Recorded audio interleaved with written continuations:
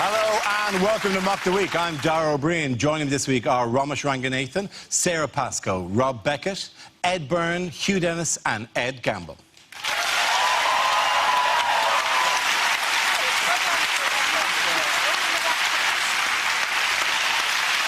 We start with a round called If This Is the Answer, What is the Question? On the board are 6 categories. Ed, which category would you like? Sport, please. OK, the category is sport, and the answer is 33. What is the question? Is it how many pages in a Game of Thrones script are just the word tits in massive letters? And debt for the other 27 pages. What is the emoticon for 2 women in a queue? Is it the number of names that Prince Philip has for someone from the Indian subcontinent? What's the retirement age in Athens? No? Never underestimate the British desire to root for the underdog. Yeah. Is it how many times at Wimbledon Lewis Hamilton said, "Do you know I am"?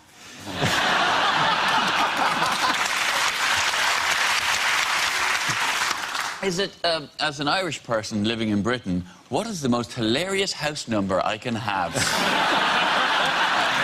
I know.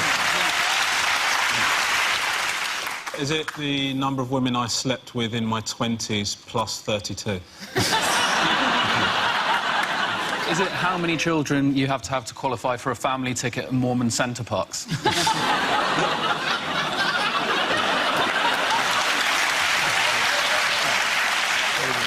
Is it, after how many miles did one of the proclaimers ask if they were nearly there yet?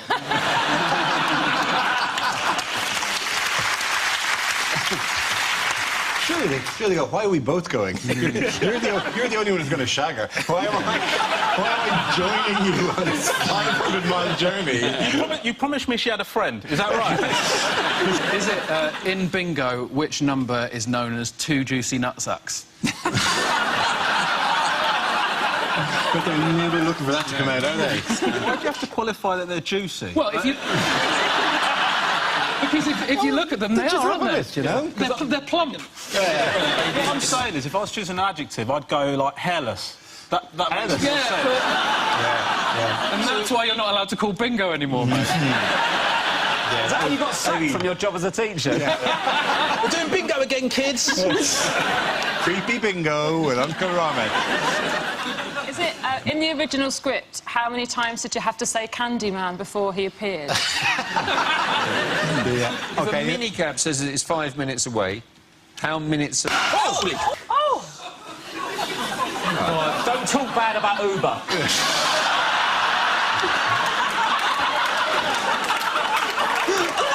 Well, here, the mini-cab industry has long fingers, isn't it? You don't have that today. Well, from now on, I'm taking a black cab. We'll just carry on. That's so easy for you to say. All right, OK.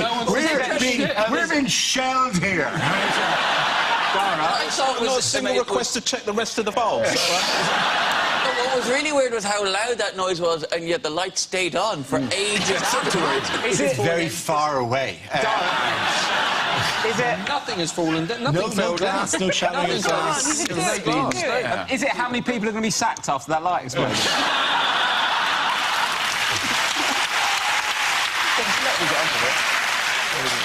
OK, so you actually tell me the correct answer so we can finish this thing and get somewhere safe.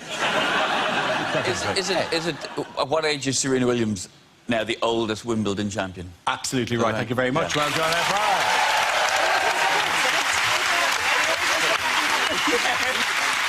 Yes. The question I was looking for was, how old is the new women's Wimbledon singles champion, Serena Williams? Williams, who turns 34 next month, became the oldest player to win Wimbledon in the open air when she defeated spotted Garbine Muguruza in the final on Saturday. Were you all watching Wimbledon? Do you enjoy Wimbledon this year? I'm just a bit nervous of saying anything. But, yes. And how old was Federer? Didn't win, could have won at 33 as well. He's 33, but he didn't win, did he? He didn't win, no. I feel sorry for Venus Williams. She's won Wimbledon 5 times and she's still not the best at tennis in our family.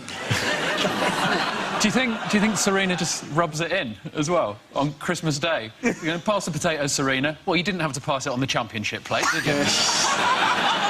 But play this for winners, Serena. It's just about Federer, because it was even saying in the paper, if Federer had won, he would be the oldest Wimbledon champion. I'm going, yeah, but he didn't. That's not news. If I'd won, I'd have been the oldest Wimbledon champion.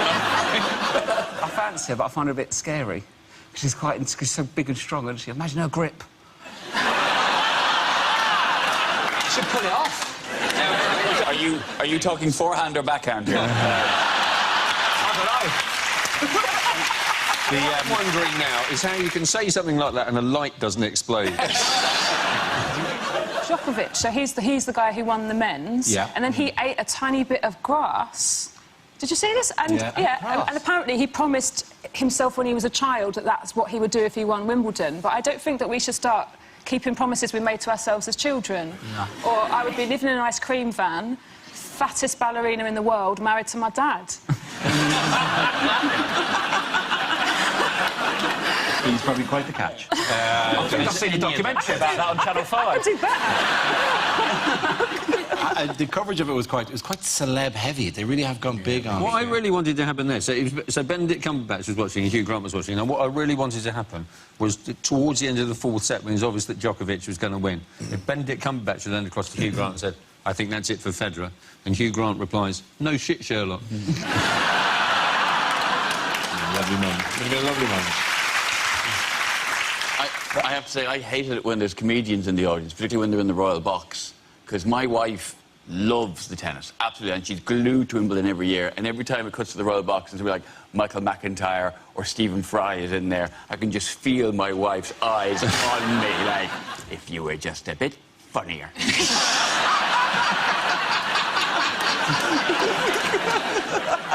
Who missed the men's final? Oh, I love this story. Lewis Hamilton, he was like bragging on Instagram with pictures of the invitations to the royal box, and then there was this empty chair, and I think the commentators were like, where's Lewis Hamilton? And apparently he turned up not in the right clothes, so I'm just picturing him like getting straight out of a racing car, wearing his helmet and like, walking up being like, what? And putting down his visor to hide his tears. Yes, they were the clothes he arrived in. He wasn't wearing a jacket and he wasn't wearing a tie. Why did he have to miss the whole match, though? Because if anyone can drive home quickly and grab a tie and come back... He can change in 7.8 seconds. I mean, he's got the right team around him. It's just royal etiquette, though, isn't it? He's all very well laughing at Lewis Hamilton, because we know Lewis Hamilton, but this is us then coming down on the side of the man going, I don't care who you are. You're the world driving champion. Well, I'm the subhead of the Royal Box Seating Committee. So, who's got the real power now, Mr. Vroom Vroom? There's a lot of royal etiquette like that. So it is a royal rule that you are never allowed to turn your back on the Queen. You know that? I don't know why. She's very unlikely to nick anything. She's making it very difficult for her chauffeur. Yes. Does she sit on his lap? Exactly. Maybe it's not having your back to the Queen, it's turning your back to the Queen. Like maybe she had a really bad experience with a kebab rotisserie. Yeah. She doesn't want it brought back, the memory. She'd struggle if she went on The Voice.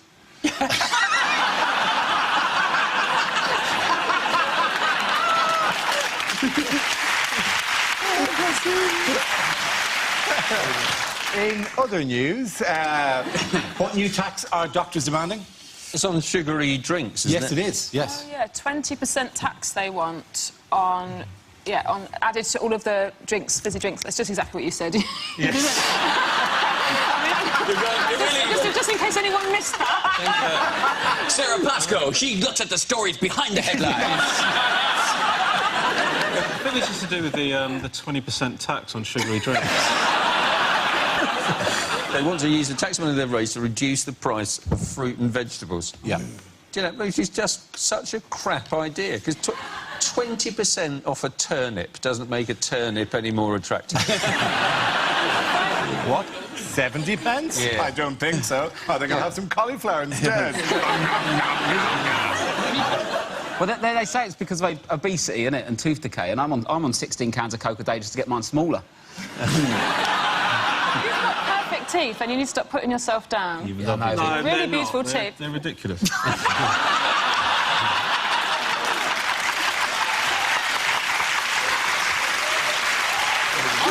part of the problem is that, you know, the reason that kids don't care about their teeth anymore is that tooth fairy money has gone up so ridiculously that there's no incentive for kids to keep their teeth anymore. Do you know what I mean? Like, I'm just going to get kids going, yeah, I've got £3 in cash and 50 quid, but it's all tied up in my mouth. But I don't think your tooth fairy pay in euros or pounds in your house? I pay them in pounds because they live you in live London. I feel that would be unnecessarily depending on how far. confusing. You need to go, guten news!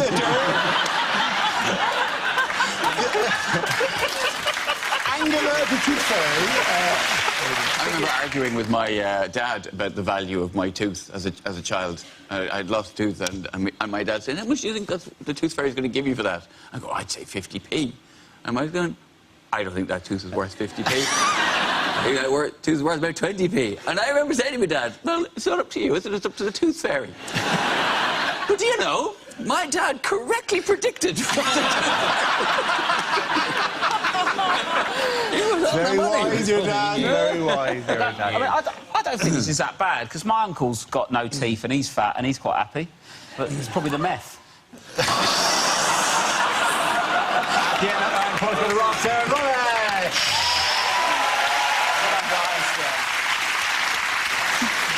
Now we play a round called Grand Slam. Thank you, ma'am. This game involves Rob, Beckett and Ed Gamble, so if you could make your way to the performance area, please. This round is a stand-up challenge. I launch the Wheel of News, and whoever chooses to stop, one of our performers must step forward and talk about that subject. OK, here we go. Let's have a look at the first topic. First topic is health. I had to have my penis looked at.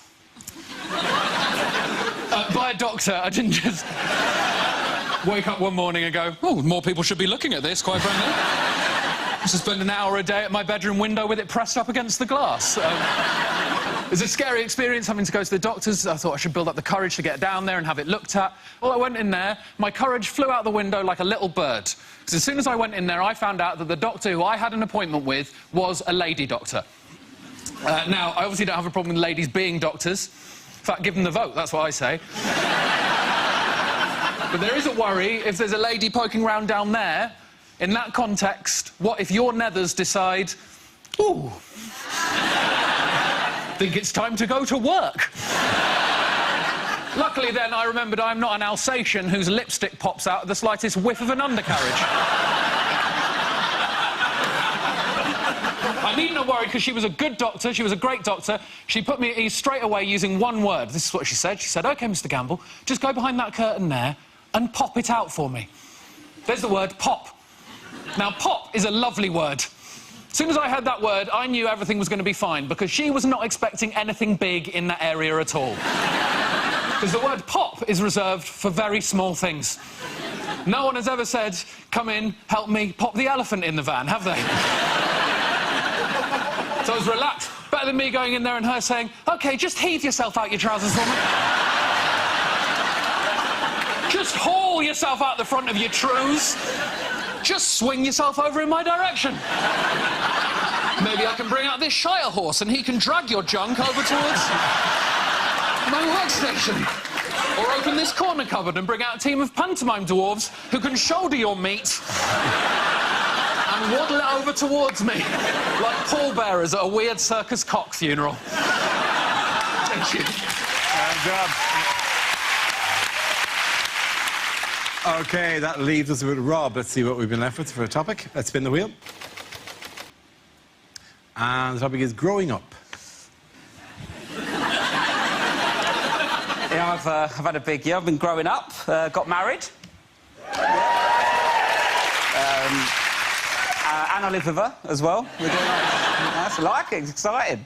She's pretty happy about the marriage, though. She's got a passport now, so. But it's weird though. Like when you're getting, like, you grow up and you're getting like your friends all getting couples and stuff like that. They always go like, "Why don't we do Come Dine With Me?" No. If we're going to do a television programme, let's do Total Wipeout. It's much more fun, isn't it? I don't want to just cook more. And it's weird, though, because my mum did different things when she was growing up. She used to do Tupperware parties. And these don't exist. This is where groups of grown women used to buy and sell lumps of plastic. What kind of night is that? And And, like, the only thing that ever got bought at a Tupperware party was a big bowl, going to be used for salads in the summer, just turned into the house sick bowl. Everyone's got one of these horrible bowls in their house. It's a bowl you keep in your house so every member of your family's been sick in at least once. What kind of life's that for the bowl? He's at the Tupperware party, I'm a big bowl, going to see some salads in my time. No, mate, sick forever. The thing is as well, like, I used to come home from the pub, not even going to be sick, just a bit pissed, and Mum goes, get in the sick bowl, you need the sick bowl. Get it. I don't need the sick bowl, Mum. But I get the bowl, I look in it, get flashbacks, I'm sick everywhere. There's been 3 generations of sick in that bowl. It's the closest thing you've got to an heirloom. Well done, very good. Well done, both of you. Points for both Rob and Ed. Come on back.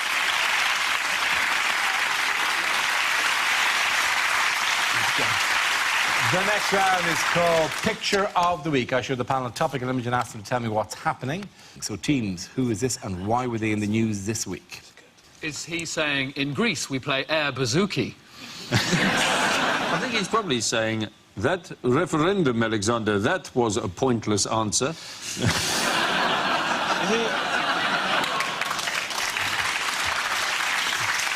I think he's saying, I know we're in a lot of debt, but at least can I just have some water? Come on, people. Come on. I think he might actually be saying the worst thing is that the Germans have made me stand in this top hat. It looks a bit like Angela Merkel's playing the piano while he sings. Sing for me. This is how you should earn back the money. Yeah. Sing it again. That's what I He was looks to thinking. me, he actually looks at me, and even though Angela Merkel is looking at him, he looks at me like he's just got there. I just thought, I'll give that a few minutes about it. It's all this Greek food I eat. or he's just going, sorry, can anyone pay for the cabbie? He's just waiting outside. Hurry up, meter's running. It'll explode a light if you don't pay him. Nice to see Angela Merkel letting her guard down, though, isn't it? Okay. Come on, she's chilled out. She's dressed as a minion.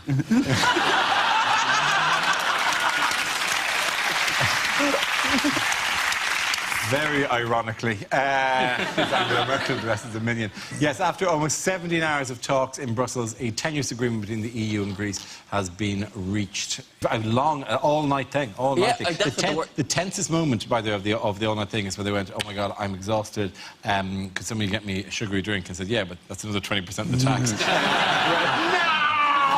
We'll never be free of this. They were all-night talks, and what they kept referring to them in the papers as marathon talks, which really just hammers it home for the Greeks. That's a big cruel irony there. Yeah, exactly. Marathon talks, because the Battle of Marathon, the Greeks won. They did. Well, it wasn't them, was it? It was 2 bits of... It was Athens versus Sparta, wasn't it? It was they were versus the Persians. Oh, OK, they were versus the Persians. Yeah, at the Battle of Marathon. I'd be on that team. It's boring over here. Really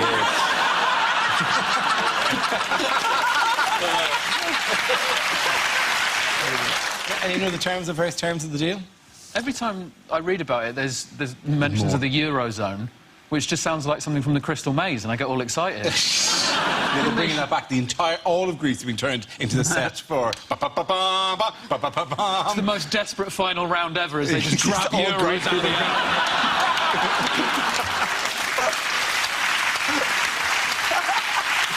You've 30 seconds to save your economy. They're proper struggling, though, Greece, aren't they? Yeah. Like, you can get, like, flights and holidays dirt cheap. I went down the local Sainsbury's, got Moussaka, 40p. Get rid of everything. They keep saying things like, oh, holidaymakers in chaos. I think it's pronounced Kavos. Ezra, who broke out in style this week? In style. The Mexican fella. The Mexican fella. She's mysteriously known. They call me the Mexican fella. What? Here in Mexico? How does that distinguish you from anyone else in this country? That's why he's so hard to catch. The Mexican drug lord. So, Look at him. That's not Super Mario. That's what I was going to say, yeah. It was an amazing escape, wasn't it? He built a tunnel. At least the tunnel was he dug. didn't build a tunnel. Well, it was dug towards the prison, wasn't it? But Yeah. it was a kilometre long. It had lights. It had electricity. It had a track in it. it had a track, it had a Costa coffee.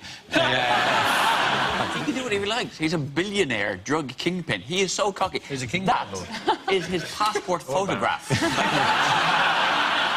So what are you going to do? Why have you put wanted across it? Is it as if someone's watching Mock the Week and going, hang on, that's my friend Terry? It's like, just in case people are sitting and there's a man beside them going, oh, look at that.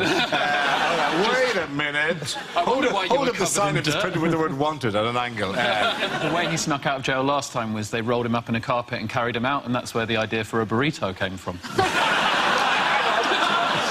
Must have been a pretty wide tunnel, though, to get his sombrero through. Sorry, mate. Sorry, mate. It's not all right. Mate. Come on. Mate. Have you said national act? Ladies and gentlemen, the new host of Top Gear.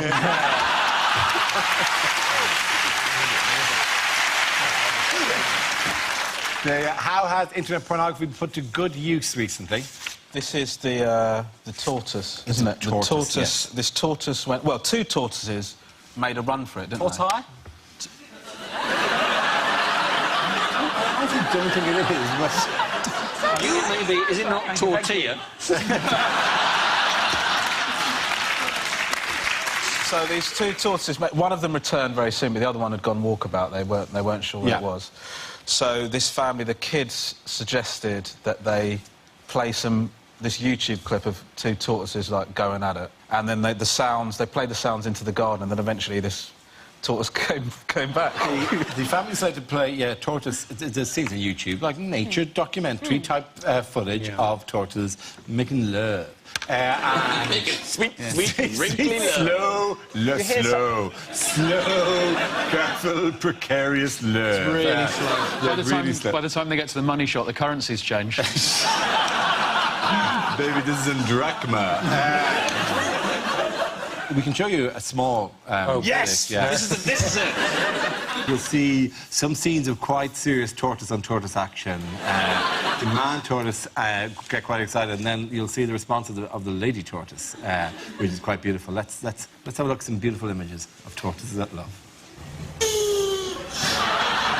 Oh. What is that?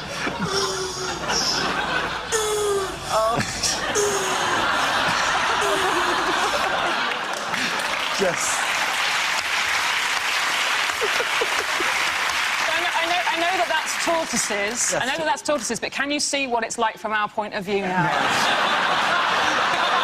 At the end of that round, place with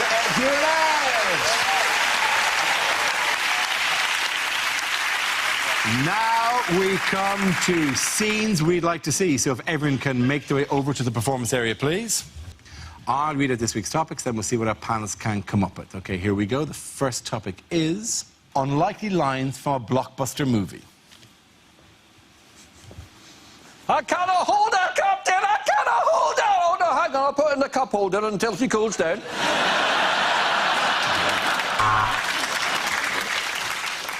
Luke, I am your father. I think your mum went for out 3 stormtroopers before me. Good news, Lord Vader. The rebels have voted 55 to 45 to stay within the Empire. I am Thor, protector of Asgard, god of thunder, and I have lost my hammer. Pray tell, where in this Wix can I buy a new one?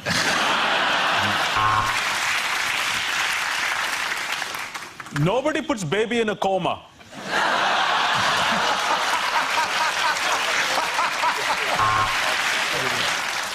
Is it raining? I hadn't noticed. And now over to Stuart with the sport. You're right, Frodo. This is an unexpected journey. We're on a replacement bus service.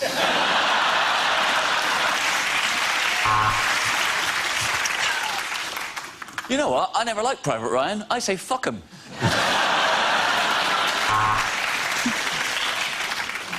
In a dystopian future, one lone man emerges intent on destruction. For more on the budget, tune into Newsnight at 10.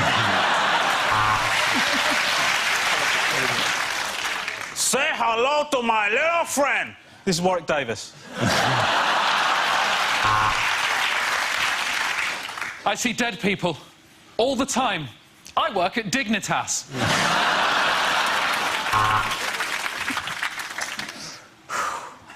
In all the Weatherspoons in all the world, he had to walk into mine. Tall fella, answered to the name of Dara, said I'd recognize him from the back of a megabus.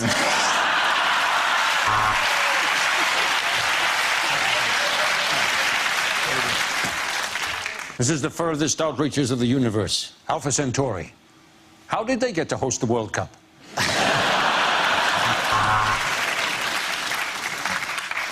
Are you looking at me? Are you looking at me? It's just very difficult to tell you've got a lazy eye.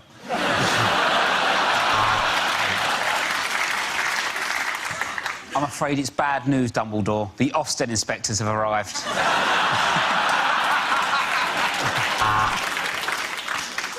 They brought the dinosaurs back to life. Welcome to the best exotic Marigold Hotel.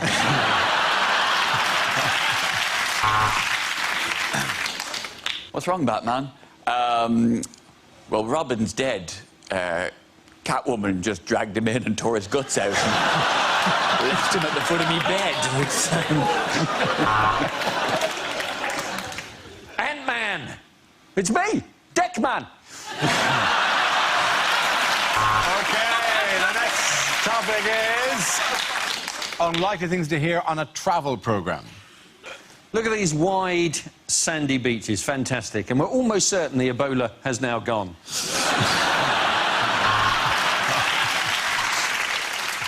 And the most wonderful thing about a trip to China is you get the opportunity to meet the child that made your trousers. Yeah, I said it. Southend is a lot like Las Vegas. It's the only other place in the world where you can play for sex with chips.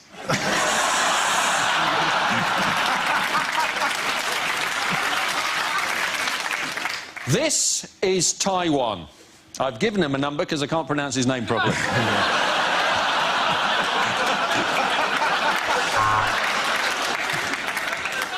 I'm Danny Dyer, and welcome to Italy's quaintest vineyards.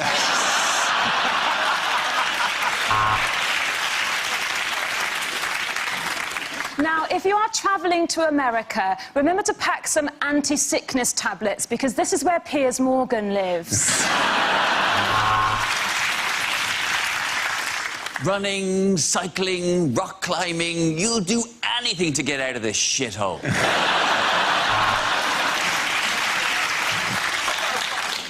The accommodation, the weather, the food, all of these wonderful things help you to forget how smelly the locals are. Yeah, I said it. Today we got a flavour of Thailand with just a little bit of Iraq. I'm in a branch of Thai-Rack.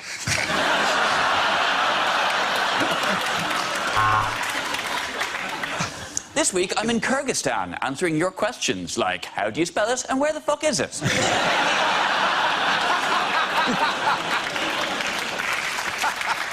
So, here we are in Lewisham. Now, it is a very impoverished area, but there's a lot to see and do if what you like seeing and doing is crime. This truly is the best way to see Portsmouth, while looking at a picture of it when you're in Paris.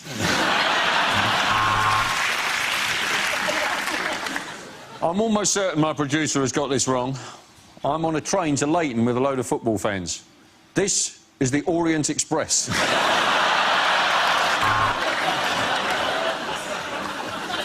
Something about travel. Yeah, I said it.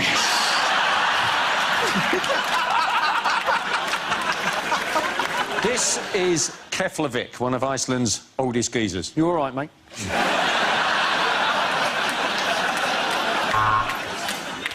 When you arrive, why not try island hopping, or as it's also known as river dance? When you travel, it's important to immerse yourself in the culture. So here I am in Malia, being fingered outside the Lammen flag. Very good.